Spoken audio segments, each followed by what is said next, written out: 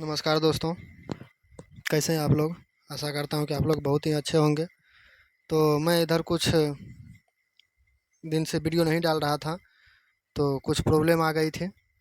इसी के दौरान मैं वीडियो नहीं डाल रहा था। अब से वीडियो रेगुलर डलेगी। जितना तक बिहार दरोगा का किरण पब्लिकेशन सेट आगे तक चला था, सेट नंबर 11 तक चला है, 12 से अब नियमित रूप से चलेगी। तो आप लोग ऐसे ही प्यार दुलार देते रहिएगा। तो आशा करता हूँ कि आप लोग को ये वीडियो पसंद आती होगी। अगर मेरी वीडियो पसंद आती है तो चैनल को सब्सक्राइब और वीडियो को शेयर ज़रूर कीजिएगा ताकि और लोगों तक पहुँचे। तो चलिए बिना कुछ हम देर किए हुए आज मॉडल सेट नंबर हम 13 शुरू करते हैं। तो 13 से शुरू करते हैं। 13 नंबर क्वेश्चन का रहा है। 13 मॉडल सेट नंबर 13 का क्वेश्चन नंबर 1 से हम शुरू कर रहे हैं। 1 नंबर क्वेश्चन का रहा है कि निम्नलिखित में से कौन राष्ट्रीय सुरक्षा परिषद के रणनीति समूह के सदस्य होता है। रणनीति सदस्य के समूह होता है तो ये आपको हो जाएगा विदेश मंत्री सचिव, गृह सचिव, विदेश सचिव, गृह सचिव और केंद्रीय प्रत्यक्ष कर बोर्ड के अध्यक्ष। ये तीनों हो जाएगा, ए, बी और सी तीनों हो जाएंगे।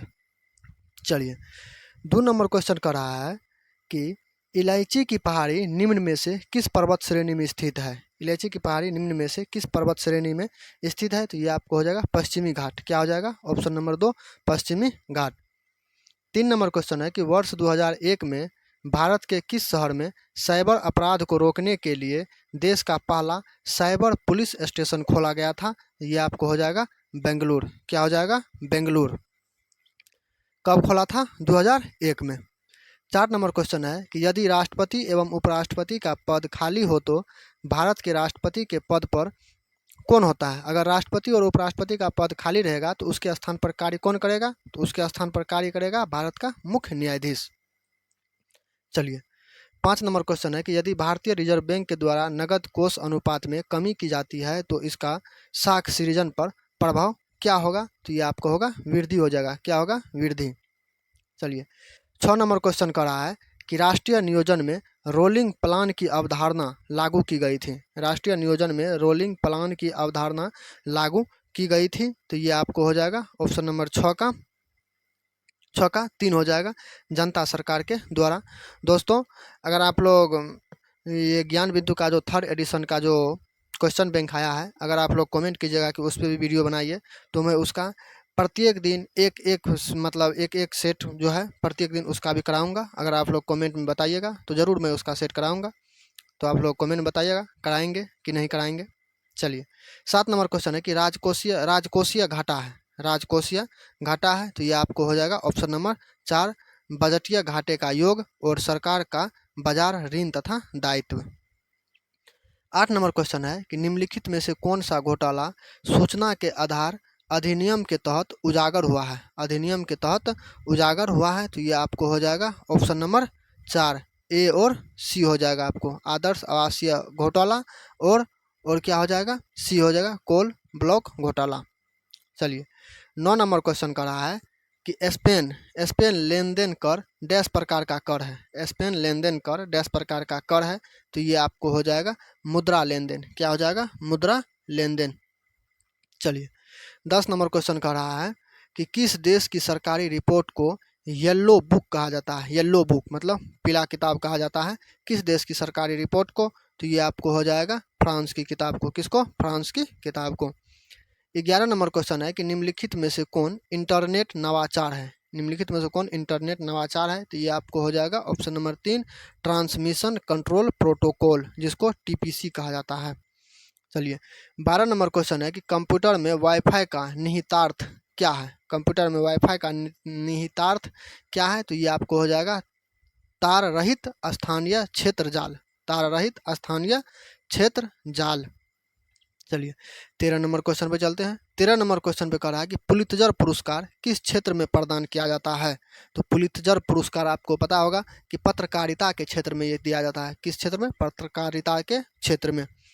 14 नंबर क्वेश्चन है कि टेलीविजन का दूर नियंत्रक प्रयोग करता है। ये आपको हो जाएगा अवरक्त तरंगे। कौन हो जाएगा? अवरक्त तरंगे। 15 नंबर क्वेश्चन है कि मनुष्य में एफ्लाटॉक्सिन खाद्य विषाक्तन द्वारा सामान्यतः कौन सा अंग प्रभावित होता है? कौन सा अंग प्रभावित होता है? तो ये आपको होता है यकृत। कौन? यकृत। 16 नंबर क्वेश्चन है कि 1939 में हुए त्रिपुरा के कांग्रेस अधिवेशन में अध्यक्ष पद के लिए महात्मा गांधी का पसंदीदा उम्मीदवार कौन था?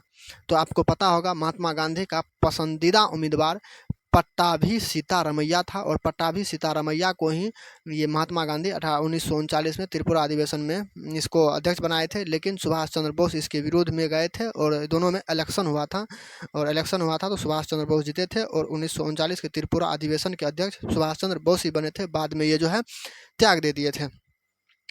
चलिए 17 नंबर क्वेश्चन है कि संघ शासित क्षेत्रों के प्रशासन को चलाने की जिम्मेदारी किसकी होती है? चलाने की जिम्मेदारी किसकी होती है? जहां उसका स्वयं का निर्वाचित विधानसभा नहीं होता है। जहां उसका निर्वाचित विधानसभा नहीं होता है तो ये आपका हो जाएगा राष्ट्रपति। क्या हो जाएगा? ऑप्शन नंबर 4 राष्ट्रपति हो जाएगा। चलिए 18 नंबर क्वेश्चन पे चलते हैं। 18 नंबर क्वेश्चन कर रहा है कि सूक्ष्म तरंग ओवन किस प्रकार की तरंग का प्रयोग करता है? किस प्रकार की तरंग का प्रयोग करता है? तो ये आपको हो जाएगा दृश्य परिसर की दीर्घ तरंग दैर्घ्य वाली तरंग का ये प्रयोग करता है। चलिए 19 नंबर क्वेश्चन पे चलते हैं। 19 नंबर क्वेश्चन कर रहा है कि नव नालंदा महाविहार किसके लिए विख्यात है? नव नालंदा महाविहार किसके लिए विख्यात है? तो ये आपको हो जाएगा 19 का 3 पाली अनुसंधान संस्थान। कौन? पाली अनुसंधान संस्थान। 20 नंबर क्वेश्चन हो जाएगा दक्षिणी गोलार्ध में सबसे बड़ा दिन कब होता है? दक्षिणी गोलार्ध में सबसे बड़ा दिन 22 दिसंबर को होता है। कब होता है? 22 दिसंबर को।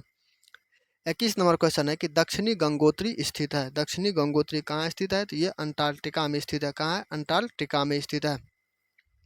22 नंबर क्वेश्चन है कि दक्षिण अमेरिका की सबसे बड़ी नदी है। दक्षिण अमेरिका की सबसे बड़ी नदी है तो ये आपको हो जाएगा दक्षिण अमेरिका की सबसे बड़ी नदी अमेजन हो जाएगा। कौन हो जाएगा? अमेजन। चलिए 23 नंबर क्वेश्चन है कि रेलवे जोन का मुख्यालय हाजीपुर स्थित है। हाजीपुर स्थित है तो हाजीपुर कहाँ स्थित है? ये हाजीपुर कहाँ स्थित है? हाजीपुर बिहार में स्थित है। कहाँ स्थित है? बिहार में स्थित है। इसकी स्थापना कब हुई थी? 2003 में हुआ था। कहाँ पे? 2003 में। और हाजीपुर जो है ये पूर्व मध्य रेलवे है। कौन है? पूर्व मध्य रेलवे। अगर पूछे पूर्व मध्य रेलवे कहाँ है तो हाजीपुर है, और हाजीपुर कहाँ है? बिहार में है। ठीक है, इसकी स्थापना 2003 में हुई थी। 24 नंबर क्वेश्चन है कि भारत के किस राज्य की विधानसभा के सदस्यों की संख्या सबसे कम है? तो ये आपको हो जाएगा ऑप्शन नंबर 4 हो जाएगा पांडुचेरी। क्या हो जाएगा? पांडुचेरी। चलिए 25 नंबर क्वेश्चन है कि राज्यसभा के पदेन अध्यक्ष होते हैं। राज्यसभा के पदेन अध्यक्ष होते हैं तो ये आपको हो जाएगा भारत की राष्ट्रपति होते हैं। कौन होते हैं? भारत के राष्ट्रपति होते हैं।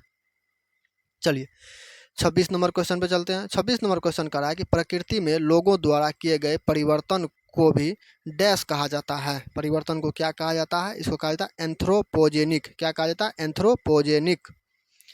चलिए 27 नंबर क्वेश्चन है कि शक संवत वर्ष में प्रारंभ हुआ था। शक संवत किस वर्ष प्रारंभ हुआ था? तो ये आपको हो जाएगा 78 ईसा पूर्व। क्या हो जाएगा? 78 ईसा पूर्व। Option number 2। चलिए 28 नंबर क्वेश्चन की ओर चलते हैं।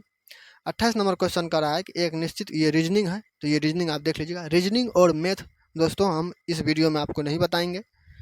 आप लोग रीजनिंग और मैथ खुद से प्रयास कीजिएगा। क्या है कि अगर हम रीजनिंग और मैथ इसमें बताने लगे वीडियो बहुत लंबा बन जाएगी, इसी के लिए।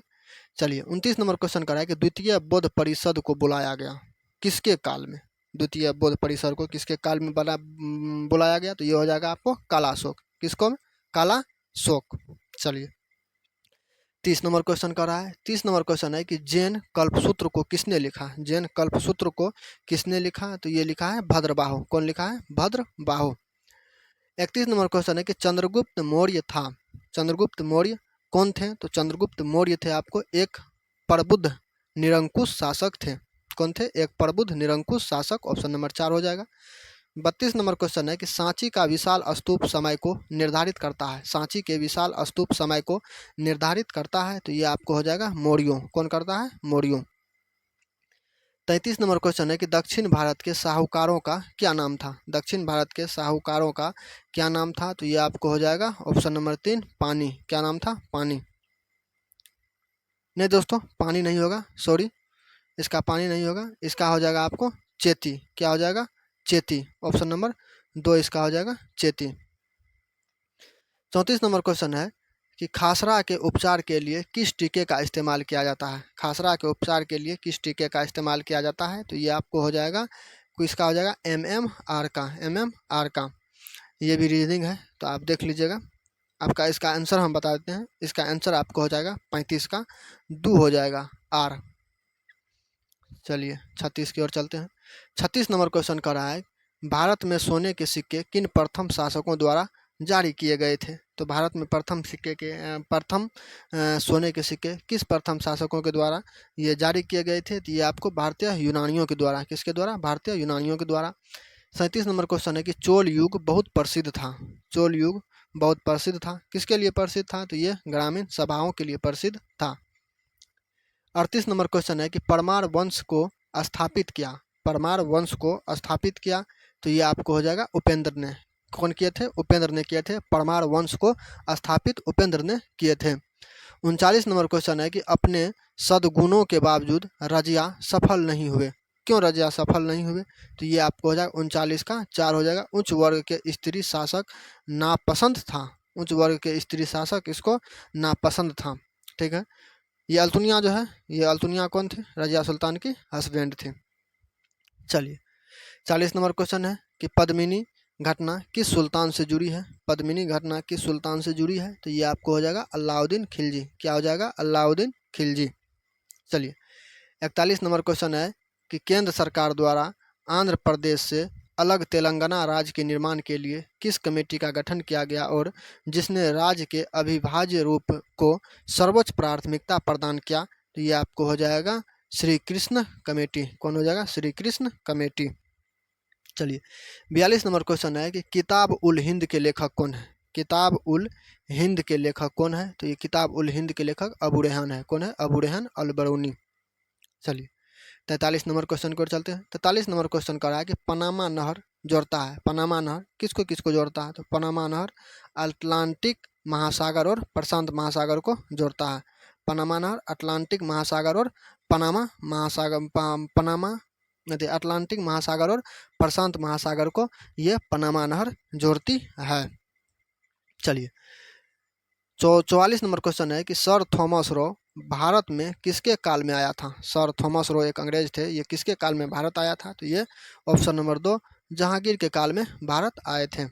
चलिए 45 नंबर क्वेश्चन है कि शेख निजामुद्दीन औलिया थे, शेख निजामुद्दीन औलिया थे, तो शेख निजामुद्दीन औलिया कौन थे, तो ये एक सूफी संत थे। कौन थे, सूफी संत थे। दोस्तों आप ये इसको बार बार देखिएगा, काहे कि रुक्मणी का मॉडल सेट बहुत ही अच्छा होता है बिहार दरोगा के लिए। और जो भाई बिहार दरोगा का तैयारी कर रहे हैं तो प्लीज़ इस वीडियो को ज़रूर देखिएगा। और हम इसी वीडियो को नहीं कहते हैं, जितना हम रुक्मणी का मॉडल सेट बनाते हैं, जितना इस पे हम वीडियो डालते हैं, आप सब वीडियो को देखिएगा। इसके बाद हम ज्ञान बिंदु का जो ये क्वेश्चन बैंक 3rd एडिशन निकला है, इसको भी बहुत जल्द हम इस चैनल पे हम डालेंगे, तो आप लोग उसको भी जब तैयारी दरोगा का करना है तो जम के तैयारी करना है, ताकि आप खाना भी अगर बनाइए तो इस वीडियो को अगर देखते रहिए। स्टूडेंट अगर हैं तो अगर खाना बना रहे हैं तो इस वीडियो को लगा दीजिए, ताकि 10 क्वेश्चन आपके दिमाग में घुसे, 10 क्वेश्चन आपके दिमाग में दौड़े। और ये ज़रूरी नहीं कि आप 100 का 100 क्वेश्चन नहीं जानते, आप बहुत क्वेश्चन इसमें जानते होंगे, फिर भी आप इस वीडियो को देखें। अगर क्वेश्चन रिपीट होते रहता है तो दिमाग में क्वेश्चन चलते रहता है। और हम यही कहेंगे कि अगर कहीं आपके नज़दीक में क्विज और होता है तो क्विज और ज्वाइन कीजिए, काहे कि क्विज और सेट प्रैक्टिस सेट आपको इस सब में किसी भी एग्ज़ाम के लिए आपको बहुत ही लाभदायक महसूस कराएगी। तो आप लोग क्विज और मॉक टेस्ट जरूर दीजिए। चलिए 46 नंबर क्वेश्चन कर रहा है कि वर्ष 1968 के बाद भारत की संसद में लोकपाल बिल को डैश बार पास किया गया था। 1968 के बाद भारत में कर रहा है कि 1968 के बाद जो है भारत की संसद में लोकपाल बिल को कितनी बार पास किया गया था, तो लोकपाल बिल को 8 बार पास किया गया था। कम 8 बार पेश किया गया था। चलिए 47 नंबर क्वेश्चन है कि भारत में बाबर के युद्धों का की कौन सी क्रमबद्धता सही है, तो ये आपको हो जाएगा बाबर के 47 का हो जाएगा। आपको इसका ट्रिक बता देते हैं। जैसे पानीपत का युद्ध हुआ था, आपको पानीपत का युद्ध कब हुआ था, पानीपत का युद्ध 1526 में हुआ था। खानवा का युद्ध 1527 में हुआ था। चंदेरी का युद्ध 1528 में हुआ था। घाघरा का युद्ध 1529 में हुआ था। अब देखिए इसका ट्रिक है एगो कि पानी पिया, खाना खाया, चंद लम्हों में घर गया और मर गया। मर जो गया तो बाबर जो है 1530 ईस्वी में मर गए थे। इसीलिए कहा है कि पानी पिया मतलब पानीपत का युद्ध, खाना खाया खनवा का युद्ध, चंद मतलब चंद लम्हों में मतलब चंदेरी का युद्ध, चंद लम्हों में घर गया मतलब घाघरा का युद्ध। तो आपको सीरियली करना है 26 से 1526 पानीपत, 1527 खानवा, 1528 चंदेरी, 1529 घाघरा और 1530 में बाबर की मृत्यु हो गई। चलिए ठीक है। 48 नंबर क्वेश्चन कर रहा है कि 1582 में अकबर ने दीन ए इलाही लागू किया था। 1582 में अकबर ने दीन ए इलाही लागू किया था। तो ये आपको हो जाए उपयुक्त में से कोई नहीं लागू किया था। कौन था? उपयुक्त में से कोई नहीं। ये क्या था? तेहादी ए इलाही या दीन ए इलाही जो है ये घोषणा किया था। चलिए 49 नंबर क्वेश्चन है कि एक फौजदार प्रभारी होता था। एक फौजदार प्रभारी क्या होता था? तो ये आपको हो जाएगा 49 का ऑप्शन नंबर 3 हो जाएगा सरकार। 50 नंबर क्वेश्चन है कि ब्रिटिश काल में कृषक वर्ग को किसने प्रताड़ित किया? ब्रिटिश काल में कृषक वर्ग को किसने प्रताड़ित किया? तो ये आपको सरकार हो जाएगा। क्या हो जाएगा? सरकार। 51 नंबर क्वेश्चन है कि बिहार की क्रांति को किस व्यक्ति ने नेतृत्व किया था? बिहार में क्रांति 1857 का जो क्रांति हुआ था तो किस व्यक्ति ने बिहार में नेतृत्व किया था? तो ये आपको हो जाएगा अमर सिंह। कौन हो जाएगा? अमर सिंह। अगर आपको ऑप्शन देख लेते हैं, ऑप्शन अगर कुंवर सिंह रहता तो कुंवर सिंह होता, अगर कुंवर सिंह नहीं है तब अमर सिंह होगा। क्या है कि कुंवर सिंह का ही भाई था अमर सिंह, तो कुंवर सिंह ऑप्शन में नहीं है तो अमर सिंह होगा। चलिए ठीक है। 52 नंबर क्वेश्चन में चलते हैं। 52 नंबर क्वेश्चन कर रहा है कि भारतीयों का कौन सा वर्ग पाश्चात्य संस्कृतियों से प्रभावित था? पाश्चात्य संस्कृतियों से प्रभावित था। तो ये आपको हो जाएगा हिंदू कुलीन तंत्र, option number A. 53 number question है कि यंग बंगाल आंदोलन को प्रभावित किया। यंग बंगाल आंदोलन को प्रभावित किया। तो ये आपको हो जाएगा option number 4 Henry Vivian Derozio. 54 number question है कि 1886 में कांग्रेस के कोलकाता अधिवेशन के अध्यक्ष कौन थे? 1886 में कांग्रेस के कोलकाता अधिवेशन के अध्यक्ष कौन थे? तो 1886 में दादा भाई नौरोजी थे। कौन थे? दादा भाई नौरोजी। कांग्रेस का स्थापना कब हुआ था? 1885 में हुआ था। चलिए 55 नंबर क्वेश्चन है कि इंडिया विंस फ्रीडम किसने लिखी? इंडिया विंस फ्रीडम के लेखक कौन है? तो इंडिया विंस फ्रीडम के लेखक है आपको option number 2 Maulana Abul Kalam Azad. 56 number question है कि 1905 में सर्वेंट्स ऑफ इंडिया सोसाइटी की स्थापना किसने की थी? सोसाइटी की स्थापना किसने की थी? तो ये आपको हो जाएगा गोपाल कृष्ण गोखले ने किया था। कौन किया था? गोपाल कृष्ण गोखले ने। चलिए 57 नंबर क्वेश्चन है कि स्पोर्ट्स क्रिप्स एक सदस्य है। स्पोर्ट क्रिप्स एक सदस्य है। तो ये आपको हो जाएगा लेबर पार्टी का। किसका? लेबर पार्टी का। 58 नंबर क्वेश्चन है कि भारत छोड़ो आंदोलन की नायिका किसे कहा गया है? भारत छोड़ो आंदोलन की नायिका किसे कहा गया है? तो ये आपको हो जाएगा अरुण आसफ अली। कौन हो जाएगा? अरुण आसफ अली। चलिए 59 नंबर क्वेश्चन की ओर चलते हैं। 59 नंबर क्वेश्चन कह रहा है कि बंगाली जो कोलकाता का एक प्रसिद्ध समाचार पत्र था किसने प्रारंभ किया था? बंगाली समाचार पत्र को किसने प्रारंभ किया था? तो ये आपको हो जाएगा सुरेंद्रनाथ बनर्जी। कौन हो जाएगा? सुरेंद्रनाथ बनर्जी। 60 नंबर क्वेश्चन है कि गुरुकुल कांगड़ी विश्वविद्यालय किसने प्रारंभ किया था? गुरुकुल कांगड़ी विश्वविद्यालय किसने प्रारंभ किया था? तो ये आपको क्या था? उपयुक्त में से कोई नहीं हो जाएगा। नहीं स्वामी दयानंद सरस्वती किया था, नहीं लाला लाजपत राय किए थे, नहीं महात्मा हंसराज किए थे। ये कौन किए थे? तो ये किए थे दयानंद सरस्वती किए थे। गुरुकुल कांगड़ी विश्वविद्यालय की आरंभ जो किए थे ये दयानंद सरस्वती किए थे।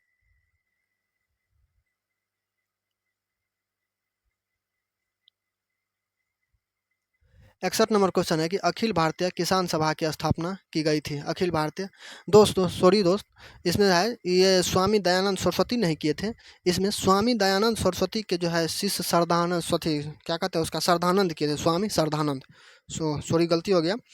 ये जो है कांगड़ी विश्वविद्यालय की स्थापना स्वामी श्रद्धानंद किए थे जो कि स्वामी दयानंद सरस्वती के शिष्य थे। चलिए 61 नंबर क्वेश्चन है कि अखिल भारतीय किसान सभा की स्थापना किसने की थी? अखिल भारतीय किसान सभा की स्थापना मतलब कब की गई थी? तो कब की गई थी? तो ये आपको हो जाएगा ऑप्शन नंबर 3 1936 में। 62 का गणित है, आप देख लीजिएगा। इसका हम आंसर बता देते हैं। 62 का आपको हो जाएगा आंसर 6.2025%। 63 नंबर क्वेश्चन है कि निम्नलिखित में से कौन मीठे पानी का झील है। निम्नलिखित में से कौन मीठे पानी का झील है, तो ये आपको हो जाएगा कोलेरू झील। कौन हो जाएगा? कोलेरू झील। मीठे पानी का झील कौन है? कोलेरू झील। 64 नंबर क्वेश्चन है कि मनाली से लेह तक बनी विश्व की सबसे ऊंची सड़क ऊंचाई पर स्थित है। विश्व की सबसे ऊंची सड़क ऊंचाई पर स्थित है, तो ये आपको हो जाएगा 64 का ऑप्शन नंबर 3 हो जाएगा 3500। ऑप्शन नंबर ई 4 हो जाएगा 4000 मीटर। कितना हो जाएगा? 4000 मीटर।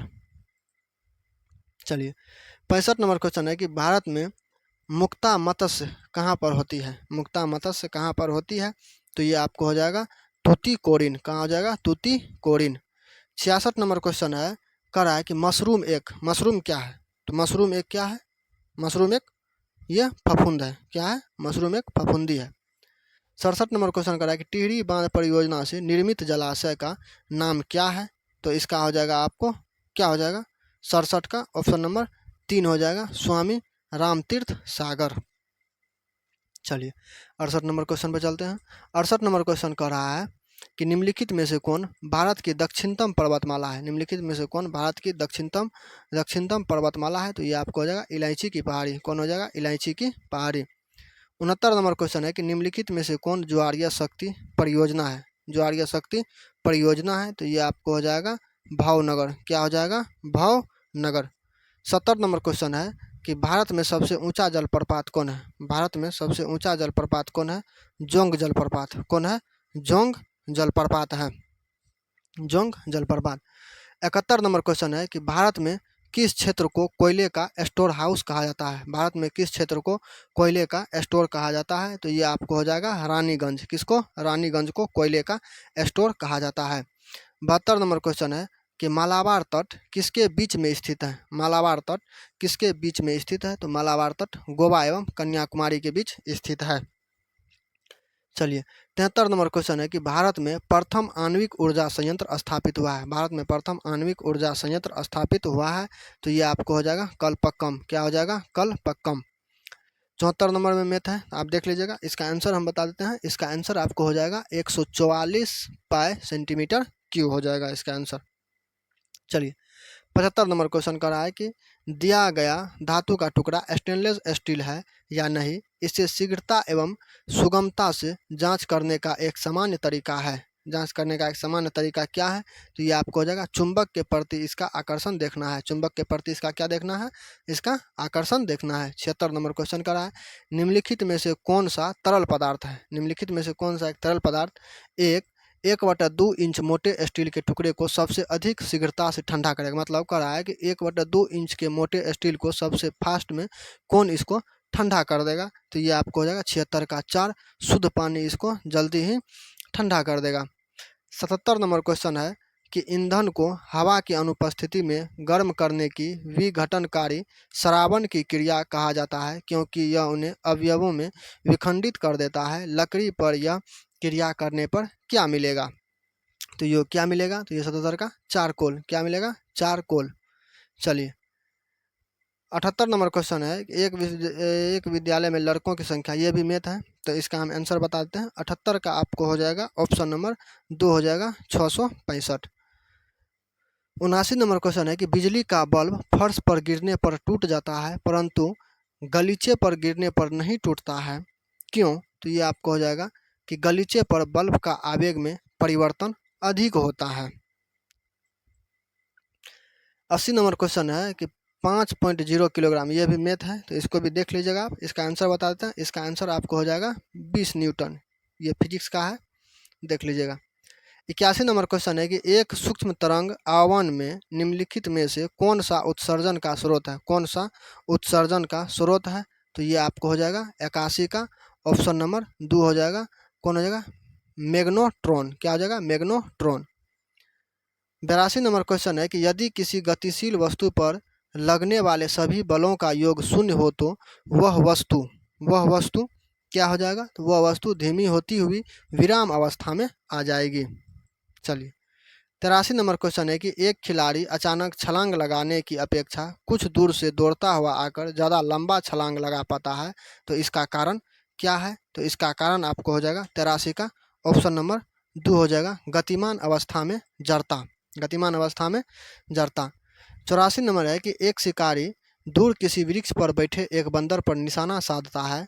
जैसे ही गोली बंदूक से छूटती है वैसे ही बंदर डाल पर से सीधे ऊर्ध्व दिशा में नीचे की ओर गिर जाता है। बंदूक की गोली कहाँ जाकर लगेगी? तो बंदूक की गोली आपको लगेगी बंदर को नहीं लगेगी, क्योंकि बंदर नीचे की ओर गिर गई है। चलिए 85 नंबर क्वेश्चन है कि एक कटोरे में जल के ऊपर लोहे की एक पतली पिन को तैराया जा सकता है। यह परिघटना किस कारण से होती है? यह परिघटना किस कारण से होती है? तो ये जल के पृष्ठ तनाव के कारण होती है। किसके कारण? जल के पृष्ठ तनाव के कारण होती है। चलिए 86 नंबर क्वेश्चन है कि एक ऊंचे मीनार की मुक्त रूप को गिरती हुई वस्तुओं का हमेशा ये गति बराबर होगी। क्या होगी? गति बराबर होगी। चलिए 87 नंबर क्वेश्चन कर रहा है कि पूर्णतः भरी हुई बोतल के पानी के जम जाने पर बोतल टूट जाती है, क्यों? बोतल टूट जाती है क्यों? तो ये हो जाएगा पानी के जमने पर बोतल सिकुड़ता है। ठीक है, पानी पर जमने पर बोतल सिकुड़ता है, क्या कि पानी का क्वथनांक बढ़ जाता है। चलिए 88 नंबर क्वेश्चन है कि ऊंचे स्थान पर यानी 100 डिग्री सेंटीग्रेड से कम तापमान पर खोलने लगता है, क्योंकि ऊंचे स्थान पर पानी 100 डिग्री सेंटीग्रेड से कम पर तापमान खोलने लगता है। क्यों खोलने लगता है? तो ये निम्न वायुमंडलीय दाब पर पानी का क्वथनांक कम हो जाता है। चलिए 89 नंबर क्वेश्चन है कि वाष्प से जलने पर खोलते पानी से जलने की अपेक्षा अधिक तकलीफ होती है, क्यों? क्योंकि भाप में जो है गुप्त ऊष्मा होती है। क्या होती है? गुप्त ऊष्मा होती है। 90 का भी है, जोड़ घटो आप देख लीजिएगा। इसका आंसर आपको हो जाएगा -35.111। 91 का है कि यदि 100 वाट के 10 बल्ब हर दिन 1 घंटे तक जलाए जाए तो प्रतिदिन होने वाली ऊर्जा की खपत कितनी होगी? तो ये आपको हो जाएगा 91 का 1 हो जाएगा। यही अगर 100 वाट का बल्ब जो है अगर 10 घंटा अगर जलाया जाता तो 10 घंटा में 1 यूनिट उठता है। अगर 100 वाट का बल्ब 10 घंटा जलाया जाएगा तो 1 यूनिट उठता है। यहाँ पे 100 वाट का 10 गो बल्ब 1 घंटा जलाया जाए, अगर इसका मतलब है कि 10 घंटा बराबर सीधा मानिए 10 गो बोल 1 घंटा जलाइए या 100 वाट का 1 गो बोल 10 घंटा जलाइए, बात बराबर हुआ तो 1 यूनिट इसका खपत होगा बिजली बिल। चलिए 92 नंबर क्वेश्चन है कि डायोड की एक ऐसी युक्ति जो विद्युत धारा को बाध्य करती है। विद्युत धारा को बाध्य करती है तो ये आपको हो जाएगा दोनों दिशाओं में प्रवाहित होने को। ठीक है 93 नंबर क्वेश्चन है कि ब्रेड अथवा इडली की लुई फूल जाती है, इसका कारण क्या है? तो इसका कारण आपको बता दें, इसका कारण आपको हो जाएगा इष्ट कोशिकाओं की वृद्धि। क्या हो जाएगा? इष्ट कोशिकाओं की वृद्धि। 94 नंबर क्वेश्चन है कि मोटर गाड़ी के निःशेष नली से निकलने वाली प्रदूषणकारी गैस का प्रमुख अवयव क्या है? गैस का प्रमुख अवयव क्या है? तो ये आपको हो जाएगा कार्बन मोनोऑक्साइड। चलिए 95 नंबर क्वेश्चन है कह रहा है कि कौन सी गैस अम्ल वर्षा का कारक है? कौन सी गैस अम्ल वर्षा का कारक है? तो ये आपको हो जाएगा 95 का option number 4 sulphur dioxide SO2। चलिए 96 नंबर क्वेश्चन है कि सभी कार्बनिक यौगिक का एक प्रमुख अवयव होता है। सभी कार्बनिक यौगिक का एक प्रमुख अवयव होता है तो ये आपको हो जाएगा ऑक्सीजन। क्या हो जाएगा? ऑक्सीजन। 97 का क्वेश्चन है कि पृथ्वी के